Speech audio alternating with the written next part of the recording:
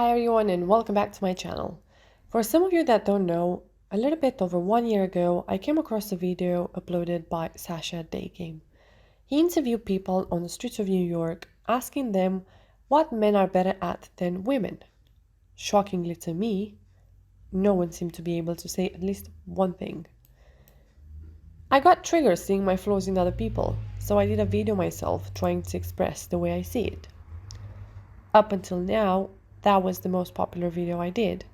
So that's why I want to take time today to reply to your comments and talk a little bit about what I have become aware of from the last year up until today.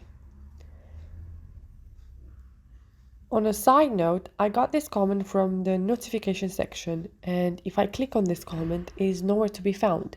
This is not the first time this has happened, and I suspect people comment and then delete it. Would love to know why this happens, so thank you for that. Back to the comment, I would like to start with this one, which was funny enough received both from a man and a woman. And it goes something like this. A world without women, that's a dream come true.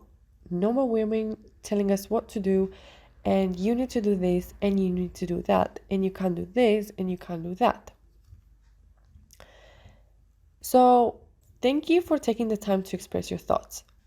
Obviously, we are tired of each other's bullshit. However, if we focus on other people's bullshit, that will take away the time and the energy we have to focus on ourselves. I can't become a better person if I'm caught up in men's flaws. It makes sense to me that the world cannot be a better world without men or women, at least not in this universe. I believe there is a reason why we are with each other in the same place. Now, is it true that women have gone Karens? Yes. Is it true that men have the tendency to control more and dominate the environment than women? Yes. Do we mind that? Well, depends. The agreeability of women and dominance of men becomes a problem when it's repeated in an unhealthy way. No matter what behavior we have, if it's repetitive, it's unhealthy, since it's too easy to do things in an automatic mode. Ideally, both genders would become aware of that, because in the end, we don't really hate women or men, we just hate people's flaws. Someone once told me that hell is other people's flaws. Another comment that got my attention was from a woman. Most sexists are men. And I asked, what makes you say that?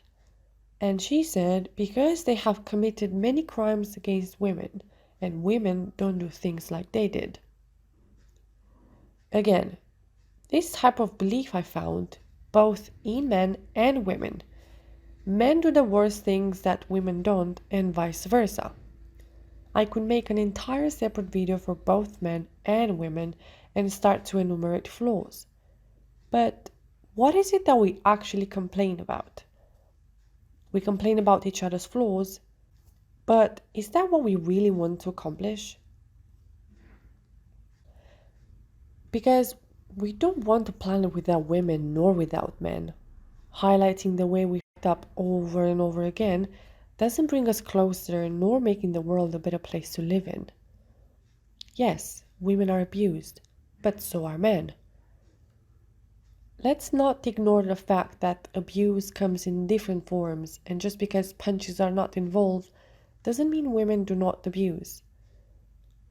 It is also understandable that you can easily be repulsed by a man or a woman that has abused you in one way or another. Again, focusing on how wrong men have behaved with us is just going to take away your life and energy. You have to improve yourself and become the person you ought to be. Focusing on how unfair the world is and how bad other people have treated you, it's not exactly it. I've grasped that in rare cases the world really hurts us. Once we change the way we speak and behave and really are with other people around us, it seems that the whole world will change. And that proved that In the majority of cases, the reason why our life and our relationships suck most likely is because the way we're being or the choices we made in the past. And guess what? Now we are just living the consequences. Another comment I would like to focus on is from a man. And he said, "This is why I don't want a girlfriend. Because most girls these days think that they're stronger than us guys, but no, they're not. Plus, they having a girlfriend is just a waste of my time and money." There is definitely a point to this. Since men are the providers of the world, often they do risk wasting their resources. I get a sense that this is a little bit of a MGTOW way of looking at things, and they do have a point. Women do take advantage of men's resources, and feminists have a point that men can be too dominant, and yes, they do get paid more. But now what? What are we going to do about it? Because of their bad choices and jealousy, older women are teaching younger women to seek independence and equality, and slowly separating them from the idea of genuine togetherness and closeness with a man. And MGTOW can't be bothered to try to raise and educate women anymore, so they're going on their own way. Again, separating themselves from the opposite gender. When in fact, none of us really wants that. If the universe would have wanted to create independent beings, we would have had a male planet versus a female planet. When women and men are at their best, they play an important role in one's life. And I concluded that it's okay to feel either way about each other.